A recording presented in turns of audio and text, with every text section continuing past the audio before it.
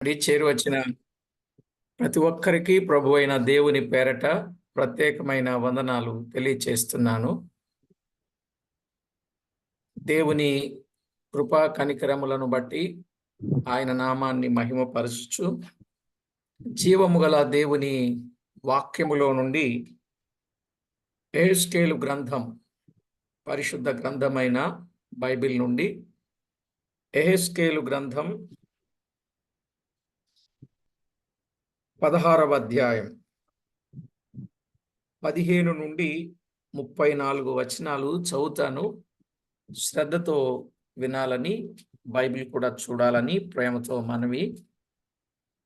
అయితే నీ సౌందర్యమును నీవు ఆధారము చేసుకొని నీకు కీర్తి వచ్చినందున నీవు వేశ్యవై దారిన పోవు ప్రతి వానితో బహుగా వ్యభిచరించుచు వచ్చితివి. పిలిచిన వానితో నెల్లా పోతివి. మరియు నీ వస్త్రములలో కొన్ని తీసి చిత్రముగా అలంకరింపబడిన ఉన్నత స్థలములను ఏర్పరచి వాటి మీద పండుకొని వ్యభిచారము చేసితివి. అట్టి కార్యములు ఎంత మాత్రమును జరగకూడనివి. అట్టివియు నీక జరుగవు.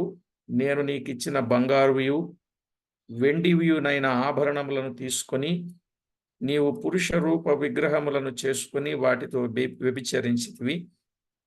మరియు నీ విచిత్ర వస్త్రములను తీసి వాటికి ధరింపజేసి నా తైలమును నా ధూపమును వాటికి అర్పించితివి. భోజనమునకై నేనిచ్చిన ఆహారమును, గోధుమ పిండిని, నూనెను, తేనెను తీసుకొని ఇంపైన సువాసన కలుగునట్లు నీవు ఆ బొమ్మలకు అర్పించితివి. అలాగున జరిగెను గదా. ఇదే ప్రభువగు యెహోవా వాక్కు. మరియు నీవు నాకు కనిన కుమారులను కుమార్తెలను ఆ బొమ్మలు మృంగివేయునట్టు వాటి పేరట వారిని వధించితివి. నీ జారత్వము చాలకపోయిననియు నా పిల్లలను వధించి వాటికి ప్రతిష్ఠించి అప్పగించితివి. నీ బాల్యకాలమందు నీవు దిగంబరివై వస్త్రహీనముగా నుండి నీ రక్తములో నీవు పొర్లుచుండిన సంగతి మనసునకు తెచ్చుకొనక ఇన్ని హేయక్రియలను ఇంకా జారత్వమును చేయుచు వచ్చితివి. ఇంతగా చెడుతనము జరిగించినందుకు నీకు శ్రమ, నీకు శ్రమ. ఇదే ప్రభువగు యెహోవా వాక్కు. నీవు వీధి వీధిని గుళ్ళు కట్టితివి, ఎత్తైన బలిపీఠములను ఏర్పరచితివి. ప్రతి అడ్డదోవను నీ బలిపీఠము కట్టి నీ సౌందర్యమును నీ హేయక్రియకు వినియోగపరిచి నీ వద్దకు వచ్చిన వారందరికీ నీ పాదములు తెరచి వారితో బహుగా వ్యభిచరించితివి. మరియు నీవు మదించి ఉన్న నీ పొరుగువారైన ఐగుప్తీయులతో వ్యభిచరించి నీ జారత్వ క్రియలను పెంపు చేసి నాకు కోపము పుట్టించితివి. కాబట్టి నేను నీకు విరోధినై నీ జీవనోపాధిని తక్కువ చేసి నీ కామ వికార చేష్టలకు సిగ్గుపడిన నీ శత్రువులైన ఫిలిష్తీయుల కుమార్తెలకు నిన్ను అప్పగించుచున్నాను. అంతటితో తృప్తి నొందక అష్షూరు వారితోనూ నీవు వ్యభిచరించితివి. వారితో కూడా జారత్వము చేసినను తృప్తి నొందకపోతివి. కనాను దేశము మొదలుకొని కల్దీయ దేశము వరకు నీవు బహుగా వ్యభిచరించినను నీవు తృప్తి నొందలేదు. నీ హృదయం ఎంత బలహీనమాయను. సిగ్గుమాలిన వేశ్యాక్రియలైన వీటినన్నింటినీ జరిగించుటకై నీవు ప్రతి అడ్డతోవను గుళ్లను, ప్రతి రాజవీధిని యొక్క బలిపీఠమును కట్టుచు వేశ్య చేయునట్టు చేయక జీతము పుచ్చుకొననొల్లక యుంటివి. వ్యభిచారిణియగు భార్య తన పురుషుని త్రోసివేసి అన్యులను చేర్చుకొనును గదా. పురుషులు వేశ్యలకు పొడుపు సొమ్మిచ్చెదరు గదా. నీ విటకాండ్రు నలుదిక్కుల నుండి వచ్చి నీతో వ్యభిచరించున్నట్లు వారికందరికి నీవే సొమ్మిచ్చుచూ వచ్చితివి, బహుమానములనిచ్చుచూ వచ్చితివి. నీ జారత్వమునకు ఇతర స్త్రీల జారత్వమునకు భేదమేమనగా వ్యభిచరించుటకు ఎవడైనను నీ వెంట తిరుగుటయూ లేదు, నీకు పొడుపు సొమ్మిచ్చుటయూ లేదు. నీవే ఎదురు జీతమిచ్చితివి. ఇదే నీకును వారికి కలిగిన భేదం. ఇదే యెహోవా వాక్కు. చదవబడిన ఈ లేఖనములో నుండి మనము గొప్ప పాఠాన్ని, గుణపాఠాన్ని నేర్చుకుందాం. ప్రార్థనలో ఏకీభవించండి. ప్రార్థన చేసుకుందాం. పరిశుద్ధుడవైన మా తండ్రి, పరమందు ఆసీనుడవైన మా దేవ, మీ గణనామమునకు వేలాది వందనాలు, కోటాను కోట్లు స్తుతులు స్తోత్రాలు చెల్లిస్తున్నాం. మా ప్రాణప్రియుడా, ప్రాణనాథుడా, మీ దివ్య లేఖనములో నుండి చదివిన వచనాలు చదవడానికే ఇబ్బందిగా ఉన్నా, అందులో ఇశ్రాయేలీయులు చేసిన మీకు విరోధమైన పాపం, విగ్రహారాధనను చేసి వారు వ్యభిచరించిన వారనే మాట మేము వింటున్నాం. మా ప్రభువా, మా దేవా,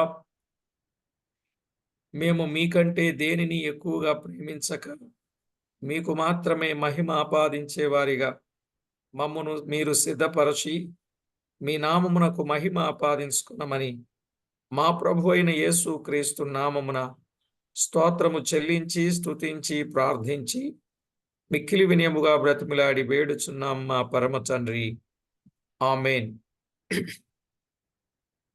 ప్రభునందు ప్రియులారా, మనము చదువుకున్న ఈ వచన భాగాలలో ఒక గొప్ప పాఠాన్ని మనము నేర్చుకుంటున్నాం. నిజమే, దేవుని వాక్యములో వ్రాయబడిన ఈ 16వ అధ్యాయములో గత వర్తమానాల్లో దిక్కులేని బిడ్డ ఎడల యెహోవా చూపిన దయ. నిజమే, మనము చదువుకున్న ఈ వచన భాగం 15 నుండి 34 సుందరవతి దేవుడు చేసిన మేలును మరచుట. సుందరివతికి దేవుడు చేసిన మేలును మరచిన విధానాన్ని మనము గమనిస్తూ ఉన్నాం. ప్రియులారా, దేవుని వాక్యములో నుండి ఆలోచన చేస్తే 15వ వచనములు అన్నాడు, నీ సౌందర్యమును నీవు ఆధారము చేసుకొని నీకు కీర్తి వచ్చినందున నీవు బహుగా వ్యభిచరించితివి అన్నాడు. ప్రియులారా, ఈ మాటలు కొంచెం మనం ఆలోచన చేయాలి. నిజమే, యూదాకు కలిగిన సమస్తము కేవలం యెహోవా వలనే కలిగెను, దానికి స్వంతమేదియు లేదు. అయితే దేవుడిచ్చిన సౌందర్యమును ఆధారము చేసుకుని వ్యభిచార పాపములో పడెను. ఇక్కడ వ్యభిచారము అనగా విగ్రహారాధన. వ్యభిచారము అనగా విగ్రహారాధన. ఇర్మియా గ్రంథం 3వ అధ్యాయం 9వ వచనంలో ఓ మాట మనము చూడగలం. ఇర్మియా గ్రంథం 3వ అధ్యాయం 9వ వచనంలో ఏమనున్నది? 3:9 రాళ్లతోనూ మొద్దులతోనూ వ్యభిచారము చేసెను. ఆమె నిర్భయముగా వ్యభిచారము చేసి దేశమును అపవిత్రపరచెను. మొద్దులంటే కొయ్య బొమ్మలు, రాళ్ళు, మొద్దులు, వీటితో వ్యభిచారము చేసెను అంటే విగ్రహారాధనకు సూచన. ఉన్నత స్థలములను ఏర్పరచి వ్యభిచరించితివి అన్నాడు 16:16 యెహెజ్కేలు గ్రంథంలో. నేను నీకిచ్చిన బంగారు వెండియు విగ్రహములు చేసుకొని వాటితో వ్యభిచరించితివి అన్నాడు 17వ వచనంలో. మీరు విచిత్ర వస్త్రములను వాటికి ధరింపజేసి నా తైలమును నేను ఇచ్చిన ఆహారమును నూనెను తేనెను తీసుకొని బొమ్మలకు అర్పించితిరి. చూశారా, ఇశ్రాయేలీలు చేసినటువంటి ఘోరమైన కృత్యాలు, పాప సంబంధమైన కార్యాలు ఎలాగున్నవో మనకు అర్థమవుతుంది. 17 నుండి 19 వచనాలలో మనము చూస్తున్నాం. అసలు ఇది ఎప్పుడు ఆరంభమైంది అని మనం ఆలోచన చేసినట్లయితే చూడండి, బైబిల్ గ్రంథంలో హోషియా గ్రంథం 2వ అధ్యాయం 8వ వచనంలో, హోషియా గ్రంథం 2వ అధ్యాయం 8వ వచనం, దానికి ధాన్య ద్రాక్షారస తైలములను విస్తారమైన వెండి బంగారములను ఇచ్చిన వాడను నేనే అని విచారింపక అది వాటిని బయలుదేవతకు ఉపయోగపరచెను. చూడండి ప్రియులారా, ధాన్య ద్రాక్షారస తైలములను విస్తారమైన వెండి బంగారములను ఇచ్చిన వాడను నేనే. ఇవన్నీ ఇస్తేనట వీటిని బయలుదేవతకు ఉపయోగపరిచినట్లుగా చూస్తున్నాం. ఇశ్రాయేలీలకు దేవుడు బంగారాన్ని ఇచ్చి పంపించినప్పుడు వాటిని విగ్రహారాధనకు ఉపయోగించారు. తద్వారా ఎంత నష్టాన్ని వారు అనుభవించారు మనం ఎరుగుదాం ప్రియులారా. దేవుని వాక్యములో వ్రాయబడిన సంగతులను గమనించండి. ఇశ్రాయేలీయులకు దేవుడిచ్చిన వాటిని బొమ్మలకు అర్పించుట అరణ్యములోనే వారు ఆరంభించారు అనే మాట ఈ హోషియా గ్రంథంలో చాలా వివరంగా మనము చూస్తున్నాం. ఎఫ్రాయిమీలు చేసిన ఆ కార్యం కదా, ఏసేపు సంతతి వారైన ఎఫ్రాయిమీలు చేసిన హోషియా గ్రంథమంతా కూడా ఈ ఎఫ్రాయిమీల పరిస్థితే మనం చూస్తాం. అయితే సీనాయి దగ్గరకు వచ్చినప్పుడు వారు బంగారు దూడను చేయుట దేవుడిచ్చిన బంగారమే. దేవుడు ఎందుకు ఇచ్చాడు ఆ బంగారాన్ని? ప్రత్యక్షపు గుడారము కట్టాలని బంగారాన్ని దేవుడిస్తే వీళ్ళేమో దూడను చేసుకుని పెట్టుకున్నట్లుగా చూస్తాం. నిర్గమాకాండం 12వ అధ్యాయం 35, 36 వచనాలు. నిర్గమాకాండం 12వ అధ్యాయం 35, 36 వచనాలలో, అలాగే నిర్గమాకాండం 32వ అధ్యాయం 1 నుంచి 6 వచనాలలో దేవుడు ఇచ్చింది వేరు, వాళ్ళు ఉపయోగించింది వేరు. ఈ రోజుకి చాలామంది దేవుడిచ్చేది ఒకందుకు, వీరు ఉపయోగించేది మరొకందుకు అన్నట్టుగా నిజంగా దేవుని సొమ్ము గాని, దేవుని ధనాన్ని గాని, దేవుడిచ్చే దానిని ఏదే గాని ఈరోజు మానవుడు దుర్వినియోగం చేస్తున్నాడు. సద్వినియోగం చేయటం లేదండి. మనుషుడు తన విచ్చలవిడి జీవితానికి వాటిని ఉపయోగిస్తూ దేవునికి ఆయాసాన్ని కలిగిస్తున్నాడు. అది కరెక్ట్ కాదు. కనుక ప్రియులారా, ఆ రోజు దేవుడిచ్చిన వాటిని విగ్రహములకు అర్పించుట అది భయంకర పాపం, భయంకర పాపం. చూడండి, ఐగుప్తు, అష్షూరియా, బబులోను మున్నగు దేశముల దేవతలను సుందరవతి అయిన యోధా ఆరాధించినట్లుగా చూస్తాం. ప్రియులారా, ఎహెజ్కేలు గ్రంథములో మనం ఆలోచన చేసినట్లయితే ఎవరిని తెచ్చుకొని ఆరాధన చేసిందట? ఎవరిని? ఐగుప్తు దేవతలు, అష్షూరియా దేవతలు, బబులోను ఇతర దేశముల దేవతలను సుందరవతి అయిన యోధా ఆరాధించింది. ఇదియే ఆత్మీయ వ్యభిచారం, అనగా విగ్రహారాధన. విగ్రహారాధన కాని వారితో కామవికార చేష్టలు చేసినట్లుగా మనము చూస్తున్నాం. ఇక్కడ ఈ అధ్యాయములోనే వ్రాయబడింది. మీరు చదివినట్లయితే ప్రియులారా, 28వ వచనం అష్షూరు వారితోను అన్నాడు కదా. 29వ వచనం కనాను దేశము మొదలుకొని కల్దీయ దేశము వరకు నీవు బహుగా వ్యభిచరించినను నీవు తృప్తి నొందలేదు. చూశారా, వీరి విగ్రహాలను తెచ్చుకొని, వీరి దేవతలను తెచ్చుకొని వీరు వ్యభిచారము చేసినట్లుగా చూస్తున్నాం. ప్రియులారా, యూదా విగ్రహారాధన చేసిన విధం కడు విపులముగా వర్ణింపబడినది. దేవుని విడనాడుటయే విగ్రహారాధన అనేది కూడా మనం గుర్తు చేసుకోవాలి. ఆత్మీయ వ్యభిచారం ఎంతటి దేవునికి కోపాన్ని పుట్టించేదో, అది నిజంగా కృతజ్ఞత లేకపోవడం, అది ఒక ఘాతుకం అనేది మనకు అర్థమవుతుంది. అలాగే దేవుడు మనకిచ్చిన వరములను, ఈవులను మన సొంత మెప్పు కొరకు వాడిన అది కూడా పాపమే అవుతుంది. దేవుడిచ్చిన ఏదే గాని ప్రియులారా మన సొంతానికి దానిని వాడకూడదు. మంచి స్వరము మనకిచ్చిన యెడల అది దేవుని మహిమ కొరకే వాడవలెను గాని ప్రజలు నన్ను మోసపుచ్చుకొనవలెను అను ఉద్దేశముతో వాడితే ప్రజలు నన్ను మెచ్చుకొనవలెను అని మనము పాడితే ఆ ఉద్దేశం కూడా పాపమే. చక్కగా ప్రసంగించే వరము దేవుడు ఇచ్చి ఉండగా అది ప్రజల మెప్పు కొరకు వాడినట్లయితే అది పాపమే ఆగుతుంది. ప్రసంగములో మనలను మనమే చూపించుకొనకూడదు. మన చాతుర్యం జ్ఞానము చూపించకూడదు. ప్రభువైన యేసుక్రీస్తుని మనము చూపించాలి.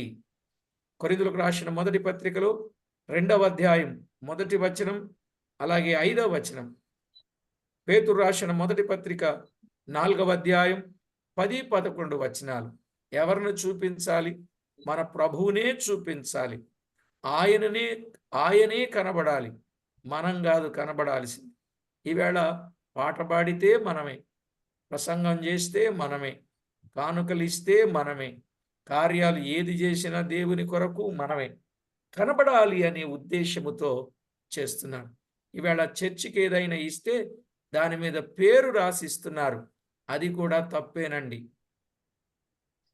ఏ వస్తువు ఇచ్చినా దాని మీద పేరు రాసి ఇవ్వకూడదు. ఇస్తే ఆ పేరు మనుషులకు కనబడుద్ది, అది దేవునికి కనబడదు. దేవునికి కనబడాలి అని అంటే దాని మీద పేరు ఉండకూడదు. గుర్తుపెట్టుకుందాం ఇలాంటి విషయాలు కూడా. ఎందుకంటే చాలాసార్లు చాలామంది అసలు చర్చికి ఎందుకయ్యా వస్తువులు ఇస్తారంటే వాళ్ళు కనబడాలని. చర్చిలో నేమ్స్ ఎందుకు చదవమంటారు అంటే మేము ఇంత ఇచ్చామని గొప్ప కోసం. ఈ సేవకులు కూడా అలాగే తగలడ్డారులేండి. ఎలాగంటే పేర్లు అలా చదవటం మూలాన పేర్లు చదువుతారనే భయంతో తక్కువ ఇచ్చేవాళ్ళు కూడా ఎక్కువ ఇస్తారని వీళ్ళు నేర్పెట్టింది అది. మీకు అర్థమైందా? వీళ్ళు ఎందుకు చెప్తున్నారంటే వీళ్ళు నేర్పిపెట్టిందే. పేర్లన్నీ చదువుతారు, ఊరందరికి వినబడేటట్టు మైక్లో చదువుతూ ఉంటారు. అసలు మనం కుడి చేతితో ఇచ్చింది ఎడమ చేతికి తెలియకూడదు అంటే దాని అర్థం ఈ చేతితో ఇచ్చింది ఆ చేతికి ఎందుకు తెలియదు అంటే భర్త ఇస్తే భార్యకు తెలియకూడదు, భార్య ఇస్తే భర్తకు తెలియకూడదు. కుడి చెయ్యి ఎడమ చెయ్యి అన్నారు భార్య భర్తల్ని. ఎందుకంటే ఇది ఒక అరచెయ్యి కదా, ఇది ఒక అరచెయ్యి, ఇది ఒక అరచెయ్యి. అర కలిపితే ఒక చెయ్యి, మందొక చెయ్యి, భార్య ఒక చెయ్యి. కనుక ఇతరులు పొరుగువారు ఇంకొక చెయ్యి, మందొక చెయ్యి. అంటే మనకు తెలుసు, కానీ వేరే వారికి ఎప్పుడూ తెలియకూడదు. ఒకవేళ పొందిన మేలును బట్టి కృతజ్ఞతగా ఎవరైనా చెబితే అది వేరే విషయం, కానీ మనము చేసి మనం ఎప్పుడు చెప్పకూడదు. వన్స్ అపాన్ ఎ టైం మనము ఏదైనా దేవుని కొరకు ఇచ్చాము అంటే ఇంకా అది మనము మర్చిపోవాలి. దేవుని పేరట ఇచ్చింది ఆయన జ్ఞాపకం పెట్టుకుంటాడు. కానీ మనం మర్చిపోకుండా ఉన్నామనుకోండి ఆయన మర్చిపోతాడు. అది గుర్తుపెట్టుకుందాం. సరేలేండి, నేను వీటి కొరకు ప్రస్తావించానని మీరేమి భావించొద్దు. వాస్తవం చెప్తున్నాను. ఎందుకంటే మీకు మీరు ఇస్తున్నారు, ఇచ్చేదానిని ప్రతిఫలంగా మీరు పొందాలి. ప్రతిఫలం లేని వారుగా ఉండకూడదనే విషయం. మీ స్థానిక సంఘాల్లో మీరు ఇస్తుంటారు, సేవకు మీరు ఇస్తుంటారు కదా. ఇచ్చేది ఎప్పుడు కూడా మీరెప్పుడు చెప్పుకోవద్దు. చేసిన మేలు చెప్పకూడదు, పొందిన మేలు మరువకూడదు. అవునా కాదా? కనుక ఈ విధమైన అనుభవాలు కలిగి ఉండుట మంచిది. అలాగే దేవుడు మనకిచ్చిన భూమిని గాని, జీవులు గాని, దేవుడు మనకిచ్చిన పిల్లలు గాని దేవుని పనికి ఆటంకము పెట్టరాదు. దేవుడే మనకు ముఖ్యము గాని దేవుడు మనకిచ్చిన ఈవులు ముఖ్యం కాదు. అర్థమైందండి? మనకిచ్చిన భూమి గాని, జీవులు గాని, పిల్లలు గాని దేవుని పనికి ఏనాడు ఆటంకం పెట్టకూడదు. ఒకవేళ ఆటంకం పెడుతున్నారు అంటే వాటిని అవసరమైతే మనం విడిచిపెట్టాలని యేసు ప్రభువారు సువార్తలలో చాలా తేటగా చెప్పారు. నా నిమిత్తము అన్నదమ్ములనైనను, అక్క చెల్లెండ్రనైనను, భార్యనైనను, పిల్లలనైనను, భూములనైనను, తల్లిదండ్రులనైనను విడిచిపెట్టిన వాడు అనే మాట చూస్తున్నాం. అంటే దేవుని కొరకు ఎంతటి త్యాగాన్నైనా మనము చేయాలి అనే విషయాన్ని మనము గుర్తు చేసుకుంటాం. ఎందుకంటే దేవుడే మనకు ముఖ్యం, కానీ దేవుడు మనకిచ్చిన ఈవులు ముఖ్యం కాదు. దేవుడు మనకిచ్చిన పిల్లల మీద దృష్టి పెట్టి దేవుని పని నిర్లక్ష్యము చేయరాదు. తల్లిదండ్రులను, పిల్లలను నాకంటే ఎక్కువగా ప్రేమించువాడు నాకు పాత్రుడు కాడని ప్రభువు చెప్పాడుగా మత్తయి సువార్త 10:37-39లో. కనుక ఇశ్రాయేలులు చేసిన పాపానికి దేవుడు శిక్ష పెడుతున్నాడు. ఇశ్రాయేలీలు చేసిన పాపానికి దేవుడు శిక్ష పెడుతున్నాడు. 23వ వచనంలో ఆ మాట మనము గుర్తిస్తాం. వారు చేసిన పాపానికి వారికి శిక్ష పెడుతున్నాడు. ఇంతగా చెడుతనము జరిగించినందుకు నీకు శ్రమ, నీకు శ్రమ. ఇదే ప్రభు అయిన యెహోవా వాక్. నిజంగా దేవుడు ఎంత చేసినా కూడా ఇంకా చెడుతనమే. ఇవాళ నిజంగా ఆరోగ్యం దేవుడిస్తున్నాడు, ఆయుష్ దేవుడిస్తున్నాడు, తినడానికి ఆహారము దేవుడిస్తున్నాడు, ఉద్యోగం దేవుడిస్తున్నాడు, వివాహం దేవుడిస్తున్నాడు, బిడ్డల్ని దేవుడిస్తున్నాడు, వారిని ప్రయోజకులుగా దేవుడు చేస్తున్నాడు. నిజంగా మనకు కావలసిన అవసరాలు తీర్చడానికి సమయోచితమైన సహాయాన్ని పంపించి దేవుడు మనకు ఆదుకుంటున్నాడు. ఇన్ని ఇచ్చిన మానవుడు చెడుతనమును జరిగిస్తే అలాంటి వారికి శ్రమే మిగిలేది అని చెప్పాడు. సరే ప్రియులారా, ఇక్కడ మనం ఆలోచన చేసినట్లయితే ఇశ్రాయేలులు చేసిన మరొక వ్యభిచారం ఇతర రాజులను నమ్ముకొనుట. వీరెవరు నమ్ముకున్నారండి? ఇతర రాజులను నమ్ముకున్నారు. 28వ వచనం, అష్షూరు వారిని నమ్ముకున్నట్లుగా మనము చూస్తున్నాం.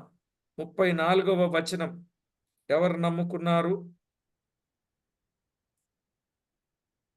వేరే వారిని వారు నమ్ముకున్నట్లుగా మనము చూస్తున్నాం.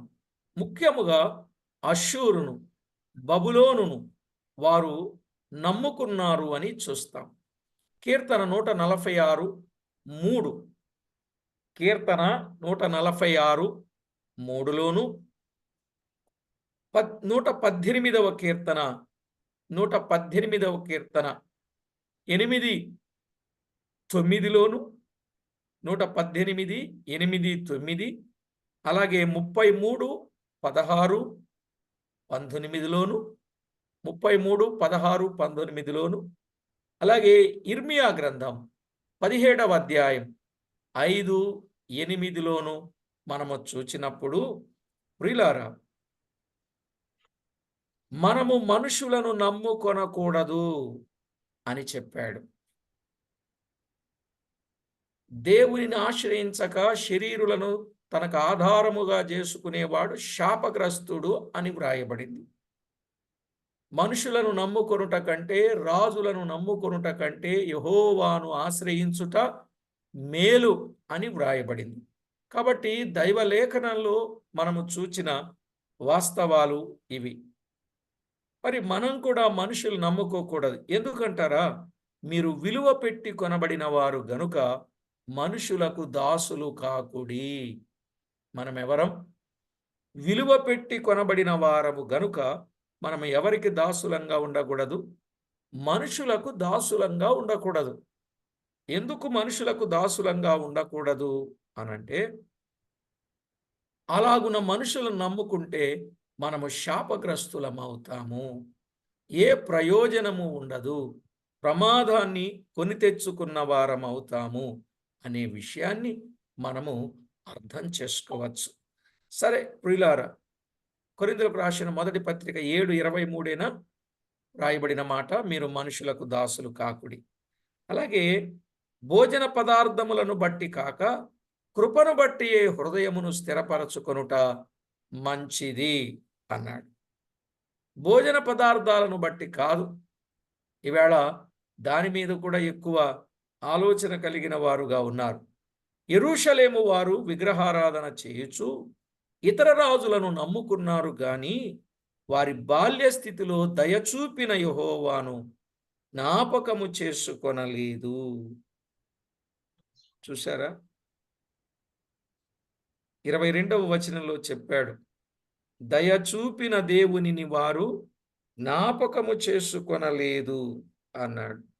43వ వచనం కూడా మనము చదివినట్లయితే, నీ యవన దినములను తలంచుకొనక వీటన్నిటి చేత నీవు నన్ను విసిగించితివి అన్నాడు. బాల్యములో దేవుడేం చేశాడో, యవనములో దేవుడేం చేశాడో వీటన్నింటినీ వారు అసలు జ్ఞాపకం చేసుకోలేదటండి. ఏమండి, ఇది న్యాయమేనా? దేవుణ్ణి ఏం చేయాలి? జ్ఞాపకం చేసుకోవాలి. దేవుడు చేసిన ఏ మేలునే గాని మనం మర్చిపోకూడదు. కానీ వీళ్ళు మర్చిపోయారు. బాల్య స్థితిలో దయ చూపిన యెహోవాను జ్ఞాపకం చేసుకోలేదు. యవన జీవితంలో వారి జీవితంలో చేసిన మేలును వారు మర్చిపోయారు. ఇది ఘోరమైన సంగతి కదా. కాబట్టి మనము ఎల్లప్పుడూ ప్రభువును జ్ఞాపకము చేసుకోవాలి. ఆయన దృష్టికి యోగ్యముగా ప్రవర్తించాలి. క్రొత్త నిబంధన క్రైస్తవులంగా మనం ఎల్లప్పుడూ ఎవరిని? ప్రభువును జ్ఞాపకం చేసుకోవాలి. ఆయన దృష్టికి యోగ్యముగా ప్రవర్తించాలి. తిమోతికి రాసిన 2వ పత్రిక 2వ అధ్యాయం 15వ వచనం. తిమోతికి రాసిన 2వ పత్రిక 2వ అధ్యాయం 15వ వచనంలో మనం ఎల్లప్పుడూ ప్రభువును జ్ఞాపకం చేసుకోవాలండి. ప్రభువును మర్చిపోకూడదు. మనం ఎందుకు జ్ఞాపకం చేసుకోవాలి అనంటే, మనము మంటివారమని ఆయన మనలను జ్ఞాపకం చేసుకున్నాడు. విసరి వెళ్ళి మరలి రాని గాలివలే ఉన్నామని ఆయన మనలను జ్ఞాపకం చేసుకున్నాడు. నిజమే కదా? కుమ్మరివాని చేతిలో ఉన్న మన్ను, అంతేకాదు ఓటికుండ వంటి మనలను ఆయన జ్ఞాపకం చేసుకున్నాడు. అంతేకాదు, ముతక దాన్ని ఏమంటారంటే, ఉతక మీద తిరుగు తలుపు,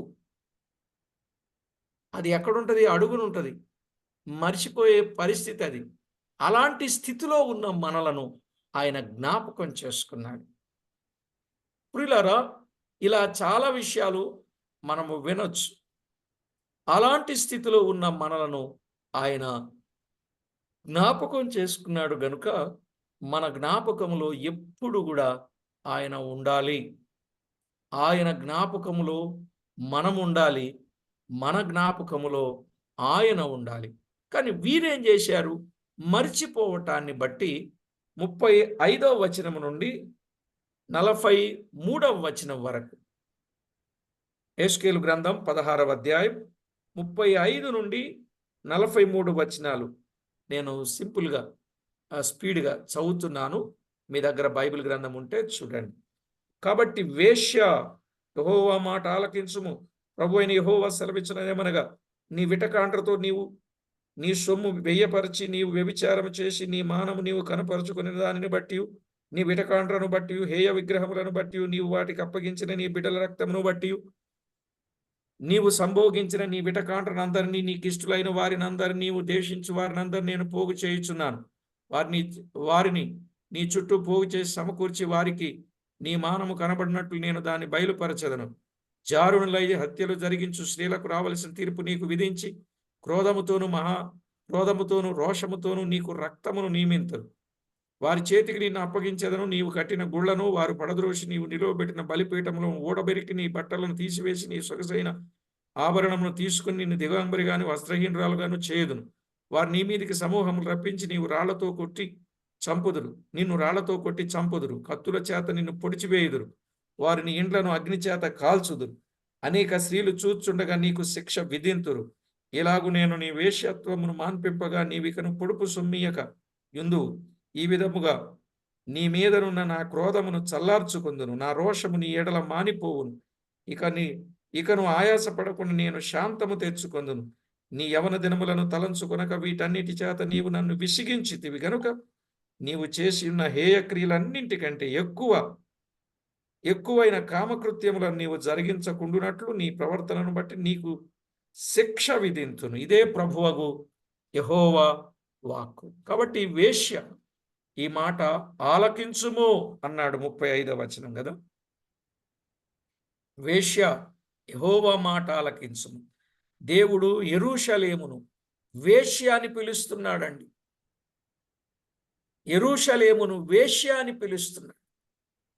అసలు యెరూషలేం అంటే సమాధానము కలిగిన పట్టణం, దేవుడు విశ్రాంతి కోరుకునే స్థలం. ఎంతో చక్కని పేరు ప్రఖ్యాతలు కలిగిన యెరూషలేం ఇప్పుడు వేశ్య అని పిలవాల్సి వచ్చింది. ఇది చాలా విచారకరమైన విషయం. ఒకప్పుడు ఇది దేవుని పట్టణం అన్నాడు 48వ కీర్తన 48వ కీర్తన 1-3 చరణాలలో యెరూషలేమునేమన్నాడు? దేవుని పట్టణం అన్నాడు. 50వ కీర్తన 2 కూడా చదివితే దేవుని పట్టణం అంటే దేవుని పట్టణం ఎంత దుస్థితికి వచ్చిందో చూడండి. ఎందువల్ల? ఇతర రాజులను నమ్ముకొనిన కారణముగా. ఏ రాజులను నమ్ముకొనెనో ఆ రాజుల ద్వారానే వారికి శిక్ష. ఎవరితో వ్యభిచరించును వారే యూదాను పట్టుకొని నాశనము చేతురని దేవుని భావము. 36-41 మనము చదివితే మనకు అర్థమయ్యే సత్యం అదే. చదివాం కదా. 36-41 చూసారా? ఏ రాజులైనైతే నమ్ముకున్నదో, ఏ రాజుల ద్వారా అయితే పాపము చేయడానికి పూనుకున్నదో వారి ద్వారానే ఇప్పుడు నాశనానికి వచ్చినట్లుగా చూస్తున్నాం. ఒక సందర్భాన్ని మనము జ్ఞాపకం చేసుకున్నప్పుడు లవదికయ సంఘముతో ఏమన్నాడు? నీవు చల్లగానైనను వెచ్చగానైనను ఉండిన మేలు.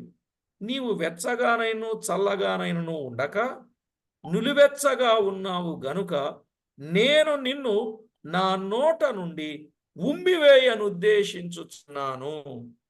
నీవు దౌర్భాగ్యుడవును, దిక్కుమాలిన వాడవును, దరిద్రుడవును, గ్రుడ్డివాడవును, దిగంబరుడవై ఉన్నావని ఎరుగక నేను ధనవంతుడను, ధన సమృద్ధి చేసి ఉన్నాను, నాకేమీ కొదువలేదని చెప్పుచున్నావు.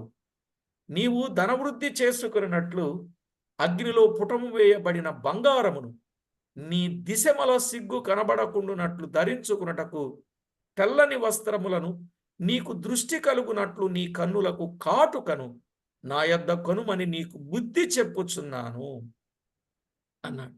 ఇక్కడ 7 సంఘాలలో స్ముర్న, ఫిలదెల్ఫియా ఈ 2 సంఘములను అన్నీ మెచ్చుకొనుచున్నాడు కదా. అన్నీ మెచ్చుకొనుచున్నాడు. ఎఫెసును మెచ్చుకొనలేదు, పెర్గమును మెచ్చుకొనలేదు, తుయతైరాను మెచ్చుకొనలేదు, సార్దీసును మెచ్చుకొనలేదు. ఈ 4 సంఘములను ప్రభువు మెచ్చుకొనలేదంటే మెచ్చుకొన్నాడు గాని తప్పులు చూపించుచూ ఉన్నాడు. మెచ్చుకొని తప్పులు చూపిస్తున్నాడు. కారణం ఏమిటి? మెప్పులైతే ఉన్నాయి కానీ తప్పులు కూడా ఉన్నాయి కాబట్టి ఈ తప్పుల చేత మెప్పులు కప్పబడ్డాయి.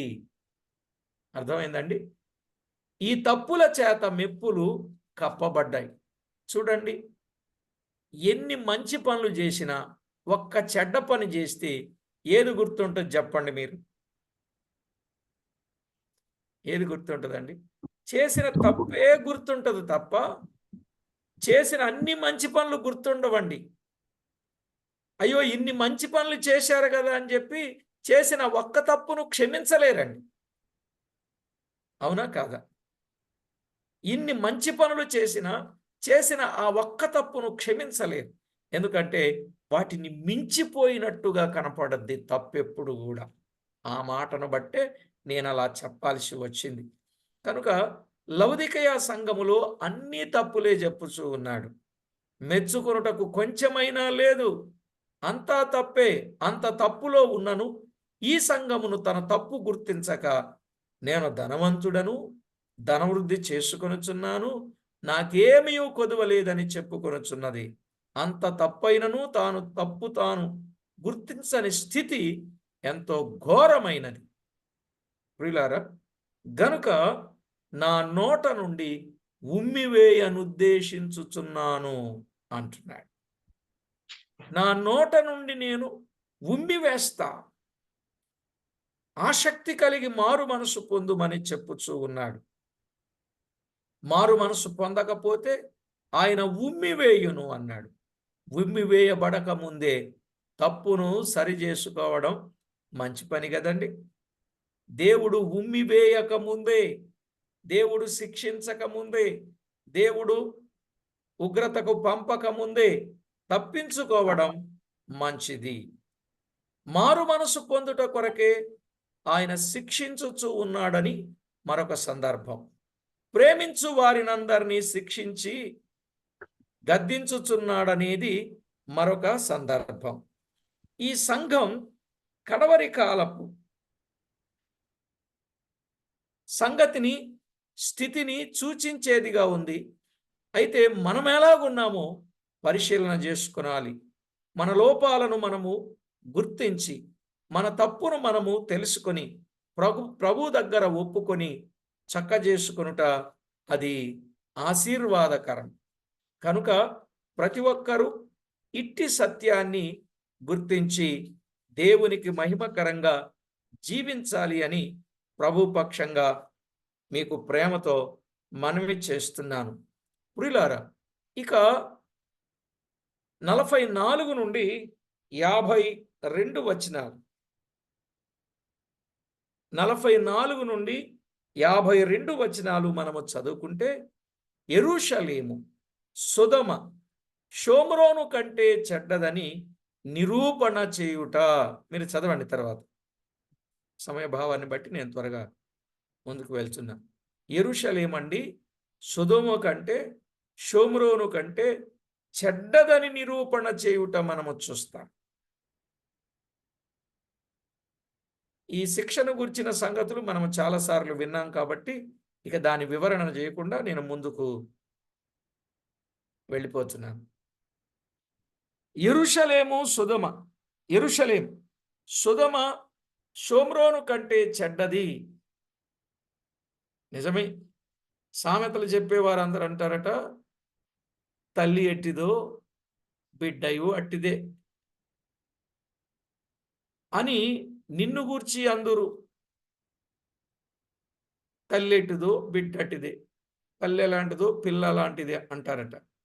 పెనిమిటిని బిడ్డలను విడనాడిన నీ తల్లితో నీవు సాటిదానవు. పెనిమిటిని బిడ్డలను విడనాడిన నీ అక్క చెల్లెండ్రతో నీవు సాటిదానవు అని మాట్లాడినట్లుగా చూస్తున్నాం. 45వ వచనంలో కదా, పెనిమిటిని బిడ్డలను విడనాడిన నీ తల్లితో నీవు సాటిదానవు. పెనిమిటిని బిడ్డలను విడనాడిన నీ తల్లితో నీవు సాటిదానవు, నీ అక్క చెల్లెండ్రతో నీవు సాటిదానవు అని మాట్లాడాడు. ప్రియులారా, నీ తల్లి హిత్తీయురాలు, తండ్రి అమోరీయుడు. నీ ఎడమ ప్రక్క నివసించు షోమ్రోనును దాని కుమార్తెలను నీకు అక్కలు అని మాట్లాడుతున్నాడు. అక్కలు. నీ కుడి ప్రక్క నివసించు సొదొమయు దాని కుమార్తెలు నీకు చెల్లెండ్రు అని మాట్లాడాడు. ఎడమ ప్రక్కన ఉన్నవారు అక్కలు, కుడి ప్రక్కన ఉన్నవారు చెల్లెండ్రు. ఎడమ ప్రక్కన ఉన్నవారు షోమ్రోను, కుడి ప్రక్కన ఉన్నవారు సొదొమ అని చెప్పాడు. అయితే వారి ప్రవర్తన అనుసరించుటయు, వారు చేయు హేయక్రియలు చేయుటయు స్వల్ప కార్యమని ఎంచి వారి నడతలను మించునట్లుగా నీవు చెడు మార్గములయందు ప్రవర్తించితివి. అందును బట్టి తల్లి ఎట్టిదో బిడ్డ అట్టిది. తల్లి హిత్తీయురాలు, తండ్రి అమోరీలు అని చదువుతున్నాం. అంతకుముందు తల్లి ఎవరో, తండ్రి ఎవరో, వారి సంగతులు కూడా మనం విన్నాం. దాటిపోదాం. ఇలాగు చెప్పుటలో ఉద్దేశం, అమోరీల హిత్తీయుల దేశమనే దేవుడు వారికి అనుగ్రహించి ఉన్నాడు. ఎందుకు అనుగ్రహించాడు? అమోరీల, హిత్తీయుల పాపమును బట్టి దేవుడు వారిని వెళ్ళగొట్టి ఆ దేశమును దేవుడు ఇశ్రాయేలీలకు ఇచ్చాడు. ఏమండి? అమోరీల, హిత్తీల పాపమును బట్టి దేవుడు వారిని వెళ్ళగొట్టి ఆ దేశమును దేవుడు ఇశ్రాయేలీలకు ఇచ్చాడు. మనకు తెలుసు వచనాలు రాసుకుంటానంటే చెప్తాను కొంచెం. ఆదికాండం 15వ అధ్యాయం 16వ వచనం. ఆదికాండం 15:16. ద్వితీయోపదేశకాండం 7వ అధ్యాయం 1-2 వచనాలు. ద్వితీయోపదేశకాండం 7వ అధ్యాయం 1-2 వచనాలు. అలాగే 9వ అధ్యాయం 4వ వచనం. 9:4. లేవియాకాండం 18వ అధ్యాయం 24 నుండి 30 వచనాలు. లేవియాకాండం 18, 24 నుండి 30 వచనాలు మీరు చదవండి. అయితే ఇప్పుడు ఇశ్రాయేలీలు అమోరీల చెడుతనాన్ని వారు చేయుచున్నారు. ఇశ్రాయేలీలు అమోరీలు చెడుతనాన్ని చేయుచున్నారు గనుకని నీ తల్లి హిత్తీయురాలు, నీ తండ్రి అమోరీయుడు అని చెప్పాల్సి వచ్చింది. తల్లి ఎట్టిదో బిడ్డ అట్టిదే అని చెప్పడంలో ఉన్న ఉద్దేశం అది.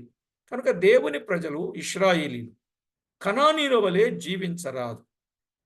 వీరి జీవితాలు ప్రత్యేకముగా ఉండాలి. కనానీయులంటే వర్తకులు, వ్యాపారస్తులు అనే మాట జకర్యా గ్రంథంలో ఉంటుంది. సరేలేండి, ఇప్పుడు వీరి ప్రత్యేకతను కోల్పోయి అందరితో కలిసిపోయారండి. వీరు ప్రత్యేకతను కోల్పోయి అందరితో కలిసిపోయారు గనుక ఇలాగూ చెప్పుచున్నాడు. అసలు వానితో ఎప్పుడు రాజీ పడకూడదు, వాని తంత్రాలకు లోబడకూడదని బైబిల్ చెప్తా ఉంది. కొరింథీయులకు రాసిన 2వ పత్రిక 2వ అధ్యాయం 11వ వచనం, 11వ అధ్యాయం 2-3 వచనాలు. కొరింథీయులకు రాసిన 2వ పత్రిక 2వ అధ్యాయం 11వ వచనం, 11వ అధ్యాయం 2-3 వచనాలు. లోక స్నేహం చేయకూడదు. ఒకప్పుడు మనము లోకములో ఉన్నవారం. లోకములో నుండి ప్రభువు మనలను ప్రత్యేకపరుచుకున్నాడు, ఏర్పాటు చేసుకున్నాడు. యోహాను సువార్త 15వ అధ్యాయం 18, 19 వచనాలలో, యోహాను సువార్త 15, 18, 19 వచనాలలో లోకములో నుండి ప్రభువు మనలను ప్రత్యేకపరిచి ఏర్పరచుకున్నాడు. అందువల్ల లోక స్నేహము చేయరాదు, లోకాన్ని ప్రేమించకూడదు. లోక స్నేహం దేవునితో వైరం. యాకోబు పత్రిక 4:4. యాకోబు రాసిన పత్రిక 4:4లో మనము చూస్తాం. యోహాను రాసిన మొదటి పత్రిక 2వ అధ్యాయం 15 నుండి 17 చదివితే లోకం దాని ఆశలు గతించిపోతాయి. లోకములో ఉన్నదంతా ఏంటో కూడా చెప్పాడు 15 నుండి 17 వచనాలు చదివినట్లయితే. అయితే దేవుడు ఇశ్రాయేలును గురించి తల్లి ఎట్టిదో బిడ్డ అట్టిదే అంటున్నాడంటే, హిత్తీయులు అమోరీయులు ఎట్టివారో ఇశ్రాయేలీలు అట్టివారనే భావం. ఇది చాలా విచారం. దేవుడేమో వారిని ప్రత్యేకపరచి వారికి స్పెషల్ స్టేటస్ ఇచ్చి వారికి కావలసిన సదుపాయాలన్నీ ఇచ్చి వారికి ఎప్పుడు ఏది తక్కువ లేకుండా చేసి దేవుడు అన్ని విధాలా వారిని ఆదుకొని నడిపిస్తూ ఉంటే వీరు చేసే నిర్వాహకం ఇలా ఉంది.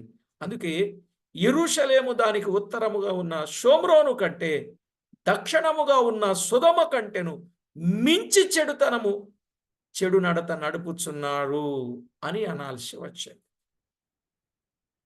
ఉత్తరముననున్న షోమ్రోను కంటే దక్షిణమున ఉన్న సొదొమ కంటే యెరూషలేము వాటిని మించిన చెడుతనము కలిగిందిగా ఉన్నదట. ఇర్మియా గ్రంథం 2వ అధ్యాయం మీరు చదువుకోండి. ఇర్మియా గ్రంథం 2వ అధ్యాయం 10, 11 వచనాలు. ఇర్మియా గ్రంథం 2వ అధ్యాయం 10, 11 వచనాలు.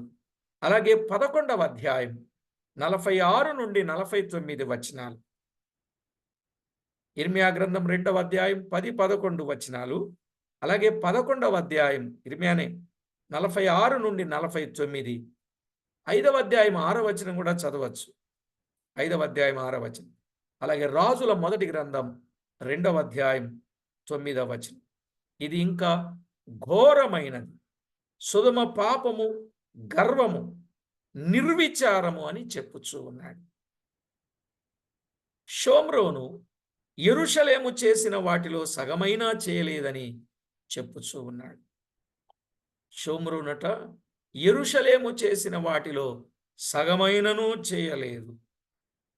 50వ వచనం 51వ వచనాన్ని కూడా మనం చదవచ్చు. ఇదే 16వ అధ్యాయం యెహెజ్కేలు గ్రంథం 16వ అధ్యాయం 50, 51 వచనం. అలాగే యెహెజ్కేలు 23:11 23వ అధ్యాయం 11వ వచనం. కృత నిబంధనకు వచ్చేసరికి యేసు ప్రభు కూడా ఆయన జీవించుచున్న దినాలలో ఈ పట్టణాలను చూచి సొదొమ కంటే ఇంకా ఘోరముగా చెప్పుచూ ఉన్నాడు ఆయన. మత్తయి సువార్త 11వ అధ్యాయం 20 నుండి 22 వచనాలు. మత్తయి సువార్త 11వ అధ్యాయం 20 నుండి 22 వచనాలు. ఎన్ని అద్భుతాలు చేసినా వారు మారు మనసు పొందలేదు. అందుకేమన్నాడు? వారిని గూర్చి నీలో చేయబడిన అద్భుతములు సొదొమలో చేసిన ఎడల అవి నేటికి నిలిచియుండును అని చెప్పాడు. చెప్పలేదండి? అయ్యో కొరాజీనా బెత్సాయిదా, నీలో చేయబడినటువంటి అద్భుతాలు సొదొమలో చేస్తే, గొమొర్రాలో చేస్తే అది నేటికి నిలిచేది. అంటే అంతకు మించిన పాపం మీరు చేశారనే కదండి అర్థం. కనుక సొదొమను, షోమ్రోనును ఇక్కడ పటంగా పెట్టి, ఓ యెరూషలేమా, నీకంటే ఇవే నయం, వీటిని మించిన పాపాలు నువ్వు చేశావన్నాడు. ప్రియులారా,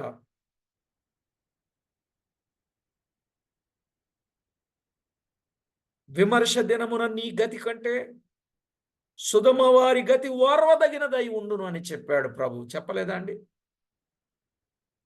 ఎంత బాధతో చెప్పాడు. పాపమును బట్టే తీర్పు కూడా ఉంటుందండి.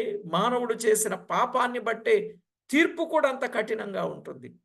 ఇక్కడ నీవు వారికంటే అత్యధికమైన హేయక్రియలు జరిగించినందున నీవు వారికి విధించిన అవమాన శిక్ష వీరికే రావలెను అన్నాడు. 52వ వచనం. 52వ వచనం. వీరికే రావాలి, వీరికే రావాలి. నీవు వారికంటే అత్యధికముగా హేయక్రియలు జరిగించినందున నిన్ను బట్టి చూడగా నీ సోదరులు నిర్దోషురాండ్రుగా కనబడుదురు. నీవు వారికి విధించిన అవమానపు శిక్ష నీకే రావలెను అన్నాడు. నీకే రావలెను, నీకే రావలెను. దేవుడు న్యాయమూర్తి అండి. ఎవరెవరి పాపమును బట్టి వారికి శిక్ష విధిస్తాడు. తీర్పు తీర్చువారు వారి వారి క్రియలు వారి వెంట పోతాయని వ్రాయబడింది కదా. తగిన ప్రతిఫలం ఆయన ఇస్తాడు. వారి వారి క్రియలు వారి వెంట వెళ్ళిపోతాయి. ప్రకటన గ్రంథం 14వ అధ్యాయం 13వ వచనం. ప్రకటన గ్రంథం 14వ అధ్యాయం 13వ వచనం. 22వ అధ్యాయం 12వ వచనం. 22వ అధ్యాయం 12వ వచనం. అలాగే కొరింథీయులకు రాసిన మొదటి పత్రిక 5వ అధ్యాయం 10వ వచనం. కొరింథీయులకు రాసిన 2వ పత్రిక 5వ అధ్యాయం 10వ వచనం. ప్రియులారా, వారి వారి పనులను బట్టే తీర్పు తీరుస్తాడు. వారి క్రియలు వారి వెంట వెళతాయి. కొందరి క్రియలు ముందుగానే వెళ్తాయి, కొందరి పాపాలు ముందుగానే వెళ్తాయి అని చెప్పాడు తిమోతికి చెబుతూ కదా. తిమోతికి వ్రాస్తూ మొదటి పత్రికలో చెప్పాడు. సరే, ఏది ఏమైనా ప్రియులారా, సహోదరీలు నిర్దోషురాండ్రుగా కనబడదురు గనుక నీవు అవమానము నొంది సిగ్గుపడదవు. అంటే సొదొమ గాని షోమ్రోను గాని సోదరులుగా, అక్క చెల్లెలుగా చెప్పాడు కదండి. కుడివైపున ఎడమవైపున ఉన్న వారిని రేపు వాళ్ళ ఎదుట నీవే సిగ్గుపడతావు. ఎందుకంటే మించిన హేయ కృత్యాలు చేశావు. నిజంగా దేవుడు యెరూషలేములో చేసిన కార్యాలు అద్భుతమైనవండి. ప్రవక్తలను పంపి అమూల్యమైన సత్యాలు అక్కడ బోధించాడండి. ఎక్కడ? యెరూషలేము. అయినను వారు అత్యధికముగా హేయమైన క్రియలు చేసినందున సిగ్గుపడవలసి వచ్చెను. నిజంగా అక్కడ కూడా చేయలేదు. సొదొమలో చేయలేదు, షోమ్రోనులో చేయలే. యెరూషలేములో ఏం చేశాడు? అద్భుత కార్యాలు చేశాడు. ప్రవక్తలను పంపించి అమూల్యమైన సత్యాలు బోధించాడు. పెందలకడనే వారి దగ్గరకు పంపించి వారికి వాక్యాన్ని, ధర్మశాస్త్రాన్ని నేర్పించాడు. అయినా వారు అత్యధికముగా హేయకృత్యాలు చేయటం మూలన వారు సిగ్గుపడవలసి వచ్చింది. అలాగే నేడు మనం కూడా ఆయన రాకడ యందు మీరు సిగ్గుపడక ధైర్యంగా ఉండునట్లు మీరు ఆయన యందు నిలిచియుండుడని మనకి ఒక హెచ్చరిక ఉంది. యోహాను రాసిన మొదటి పత్రిక 2:28లో కదా. మీరు కూడా ప్రభు రాకడ యందు ఆయన ఎదుర్కొని ధైర్యంగా ఆయన ఎదుట సిగ్గుపడక నిలిచియుండునట్లు మీరు ఆయనలో నిలిచియుండుడి. ఆయన యందు నిలిచియుండని ఎడల తీగ వలె బయట పారవేయబడి ఎండిపోవుదురు అన్నాడు. ఆయన యందు నిలిచి ఉంటే బహుగా ఫలిస్తారు అన్నాడు. ఆయన యందు నిలిచి ఉండి విధము ఆయన వలె నడుచుకొనుట. ఆయన యందు నిలిచి ఉండే విధం ఏమిటి? ఆయన వలె నడుచుకొనుట, పాపము చేయకుండుట, ఆయన ఆజ్ఞలు గైకొనుట వలన నిలిచియుండగలము. యోహాను రాసిన మొదటి పత్రిక 2వ అధ్యాయం 5వ వచనం, 2వ అధ్యాయం 5వ వచనం, అలాగే 3వ అధ్యాయం 6, 24 వచనాలు. మనం ఆలోచన చేసినప్పుడు ఆయన ఆజ్ఞలు గైకొనుట వలన ఆయన యందు మనము నిలిచి ఉండగలము. ఇంకొక మాట చెప్తానండి, మరి ముగించేద్దాం ఈ అధ్యాయాన్ని. 53 నుండి 63 వచనాలు. 53 నుండి 63 వచనాలు. 53 నుండి 63 వచనాలు వాగ్దానమును జ్ఞాపకము చేసుకొనుట. 53 నుండి 63 వచనాలు వాగ్దానమును జ్ఞాపకము చేసుకొనుట.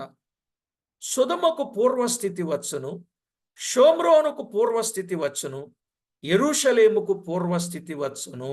55వ వచనం చూడండి.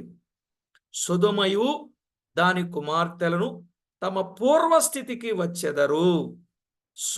షోమ్రోనును దాని కుమార్తెలను తమ పూర్వస్థితికి వచ్చెదరు. నీవును నీ కుమార్తెలను మీ పూర్వస్థితికి వచ్చెదరు. ఆహా, దేవుని వాగ్దానం ఎంత గొప్పదో చూడండి. చేసిన పాపాన్ని బట్టి శిక్షించాడు. సొదొమ, షోమ్రోను చేసిన హేయ కృత్యముల కంటే యెరూషలేము భయంకరంగా పాపం చేసింది.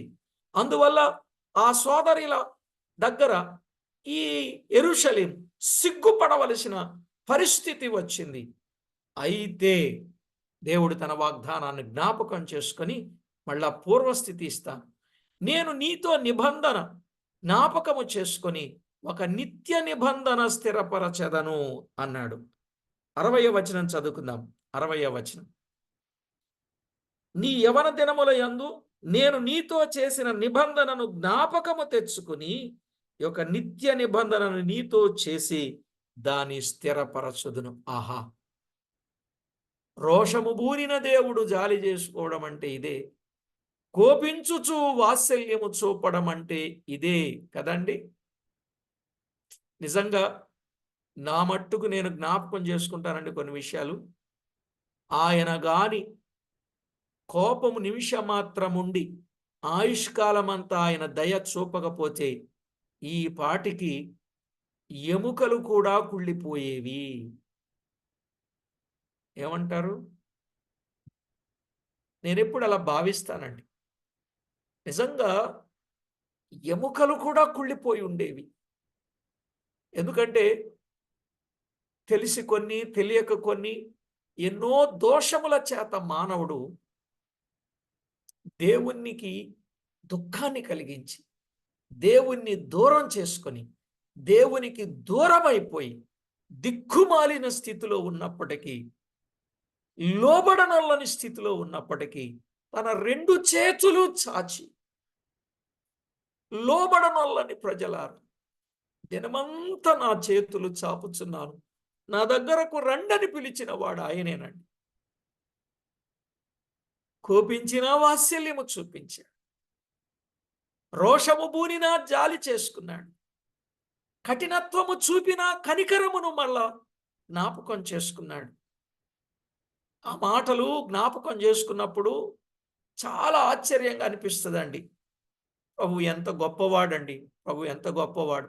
నిజంగా మనం చేసిన అవిధేయమైన కార్యాలను బట్టి దేవుడు ఎంతో శిక్షించాలి, ఎంతో శిక్షించాలి. అయినా దినదినము ప్రేమిస్తూనే ఉన్నాడు, దినదినము కరుణ చూపుతూనే ఉన్నాడు, దినదినము కృప చూపుతూనే ఉన్నాడు, దినదినము వాత్సల్య ఎడతెగని ప్రేమ మన పట్ల చూపుచున్నాడు. హద్దులేని ప్రేమ మన పట్ల చూపుతూనే ఉన్నాడండి. అందుకే ఆయన ప్రేమను గురించి ఆకాశము కంటే ఉన్నతమైనది, ఊర్ధ్వలోకము కంటే లోతైనది అని ఆయన ప్రేమను గురించి మనం వర్ణించవచ్చు కదా. అంతటి ప్రేమ చేత ఆయన ప్రేమించాడు. ఇదిగో ఈ వాగ్దానాన్ని జ్ఞాపకం చేసుకొని స్థిరపరుస్తాను అన్నాడు. నిజమే.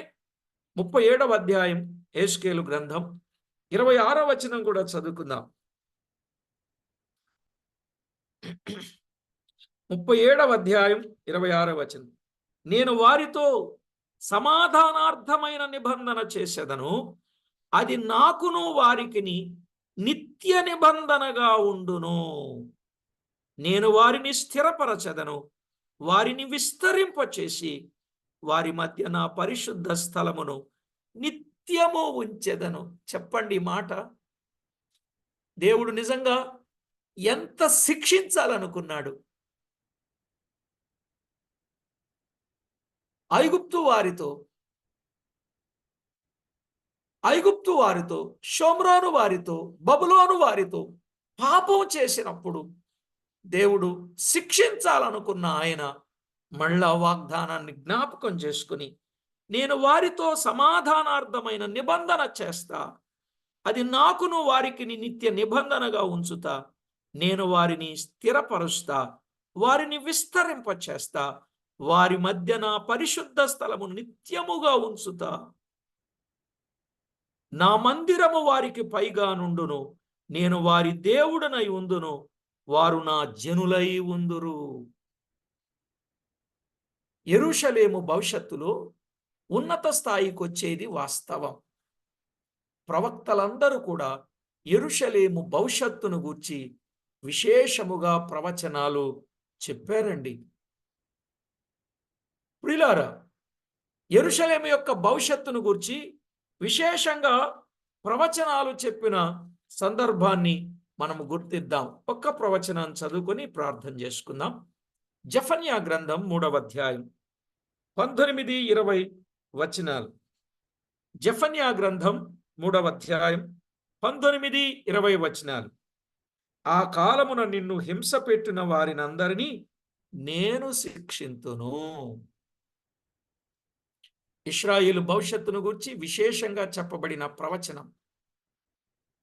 ఆ కాలమున నిన్ను హింస పెట్టు వారినందరినీ నేను శిక్షింతును, కుంటుచు నడుచు వారిని నేను రక్షింతును, చెదరగొట్టబడిన వారిని సమకూర్చుదును. ఏ ఏ దేశములలో వారు అవమానము నొందిరో అక్కడనెల్లా నేను వారికి ఖ్యాతిని మంచి పేరును కలుగ చేసేదను. ఆ కాలమున మీరు చూచుచుండగా నేను మిమ్మును చెరలో నుండి రప్పించి మిమ్మును సమకూర్చిన తరువాత మిమ్మును నడిపించును. నిజముగా భూమి మీద ఉన్న జనులందరి దృష్టికి నేను మీకు ఖ్యాతిని మంచి పేరును చెప్పించును. ఇదే యెహోవా వాక్కు. ఏమండి, ఇశ్రాయేలు భవిష్యత్తును గూర్చిన ప్రవచనం బాగుందంటారా? ప్రియులారా, ఎంత విశేషమైన సంగతి చెప్పాడండి. కనుకనే ప్రతి ఒక్కొక్కరు కూడా ఒకవేళ ఇప్పటి వరకు ఈ కూడికలో ఉన్న ఈరోజు చాలా మందిగా చేరి వచ్చారు, చాలా సంతోషం. అనేక ప్రాంతాలు, చాలా దూర ప్రదేశాల నుండి కూడా మీటింగ్లో జాయిన్ అయ్యారు. చేరి వచ్చిన ప్రతి ఒక్కరూ కూడా ఎక్కడ ఏ లోపమున్నా దేవుని ఎదుట ఒప్పుకొని, సరిచేసుకొని, దిద్దుకొని, క్రమపరచుకొని మరలా ఆ తప్పిదము చేయక దేవుడు మనకు భవిష్యత్తులో దాచి ఉంచిన మేలులున్నాయే వాటన్నింటినీ మనము పొందుకోగలుగునట్లు మనము జాగ్రత్త చేయాలి. ఏదైనా తప్పిదం ఉంటే దేవుని దగ్గర ఒప్పుకుంటారా, కప్పుకుంటారా? ప్రియులారా, తప్పిదం ఏదైనా ఉంటే దేవుని దగ్గర ఒప్పుకుని సరిచేసుకొని ప్రభువుకు మహిమ తేవాలి. ప్రార్థన చేసుకుందాం. అయ్యా అన్నా, నిజమే, నా బలహీనత దేవునికి ఆయాసకరంగానే ఉంది. ఆనాడు ఇశ్రాయేలీలే కాదు, ఈనాడు నేను కూడా దేవుణ్ణి దుఃఖపెట్టి గాయాలు రేపిన పరిస్థితి ఉంది. నా కోసం ప్రార్థన చేయండి, ప్రభు నన్ను క్షమించులాగునని ఒకవేళ మీరు అడిగితే, మీరు కూడా ప్రభువా నన్ను క్షమించమని అడగడానికి ఇష్టమైతే మీ కుడి చేయి కొంచెం అలా పైకి పట్టుకోండి. మీకోసం ప్రార్థన చేస్తాను. Thank you brother, thank you. నాకు చాలా మంది కనపడటం లేదు. Thank you sister. ఏదైనా తప్పిదం, మన జీవితంలో ఏదైనా తప్పిదం ఉంటే దేవుని ఎదుట ప్రభువా నన్ను క్షమించు. నిజమే ప్రియులారా, సొదొమ చేసిన పాపం వాస్తవమే, షోమ్రోను చేసిన పాపం వాస్తవమే, వాటికి మించి యెరూషలేము చేసిన పాపం కూడా వాస్తవమే. మరి యెరూషలేమును మించిన పాపాలు మనం చేసిన మాట వాస్తవం కాదా? మరి దానిని దేవుని దగ్గర ఒప్పుకొని క్షమాపణ పొందవద్దా? వాక్యం తెలియకపోయినా తెలుసని చెప్పుకున్నామే, సత్యం తెలియకపోయినా తెలుసని చెప్పుకున్నామే, మనుషులు కల్పించిన పద్ధతులు దైవోపదేశాలుగా పాటించామే, బోధించామే, వ్యర్థంగా దేవుణ్ణి ఆరాధించామే, అది తప్పిదము కాదా? ఏ తప్పిదమైనా దేవుని దగ్గర ఒప్పుకొని దిద్దుకొని మట్టి గోడకు గచ్చుపోత పూసిన మాట తప్పిదము కాదా? గొర్రెలు నీళ్లు త్రాగుతున్నప్పుడు కలకలు చేసిన మాట తప్పిదము కాదా? ప్రియులారా, ఎన్నో విషయాలు దురద చెవులు కలిగి, స్వకీయమైన దురాలోచనలు కలిగి దేవునికి ఆయాసాన్ని కలిగించడం తప్పిదము కాదా? కల్పనా కథల వైపు తిరగడం తప్పిదము కాదా? లేఖనం మన చేతిలో పెట్టుకొని దానిని సరిగా చదవక ఎవరు ఏది చెప్తే గుడ్డిగాటు వెళ్ళిపోవడం తప్పిదము కాదా? ఇలా ఒక్కొక్కటి జ్ఞాపకం చేస్తే చాలానే ఉన్నాయి. వాటన్నింటినీ ఒప్పుకొని క్షమాపణ పొంది ప్రభువుకు మహిమ తేవాలి. పరిశుద్ధుడవైన మా దేవా, మీ ఘననామానికి స్తోత్రము చెల్లిస్తున్నాం. చేరివచ్చిన వారు వాక్యాన్ని విని ఆధ్యాత్మికంగా బలము పొందడానికి ఇష్టపడ్డారు. తప్పిదములను ఒప్పుకొని తమ చేతులను చాచిన వారిని జ్ఞాపకం చేసుకొని ఇక ఏ తప్పిదము చేయకుండానట్లు వారిని మీరు చేయపట్టుకుని నడిపించండి. మహిమ పొందుతారని ప్రార్థిస్తున్నాం. ఎవరైనా హృదయం కఠినం చేసుకుని ఉంటే వారి హృదయాన్ని మీరు మార్చి మలచమని కూడా వేడుకుంటున్నాం. చేరివచ్చిన ప్రతి బిడ్డను పేరు పేరున జ్ఞాపకం చేసుకొని వారి జీవితాలు, వారి కుటుంబాలు దీవెనకరంగా చేయమని ప్రార్థిస్తున్నాం. ప్రాణప్రియుడా, మీరు చేస్తున్న ప్రతి విధమైన ఉపకార మహోపకారములు అన్నింటిని బట్టి మిమ్మల్ని ఎంతో స్తుతించుచు ఘనపరచుచు హెస్కేలు గ్రంథం 16వ అధ్యాయములో నుండి అమూల్యమైన పాఠాన్ని మాకు నేర్పినందులకై కృతజ్ఞతాస్తుతి స్తోత్రాలు చెల్లించుచు మా ప్రభువైన యేసుక్రీస్తు అమూల్యమైన నామమున స్తుతించి స్తోత్రించి ప్రార్థించి మిక్కిలి వినయముగా బ్రతిమిలాడి వేడుచూ ఉన్నాం మా పరమ తండ్రి. ఆమేన్. ఆమేన్. ప్రభునందు ప్రియులారా, దేవుని మహాకృపను బట్టి దివ్య లేఖనములో వ్రాయబడిన వాస్తవిక సత్యాన్ని బట్టి మనము జాగ్రత్తగా ఆలోచన చేసి దేవునికి మహిమకరంగా ఉండాలని ప్రేమతో మనవి చేస్తూ ఉన్నాను.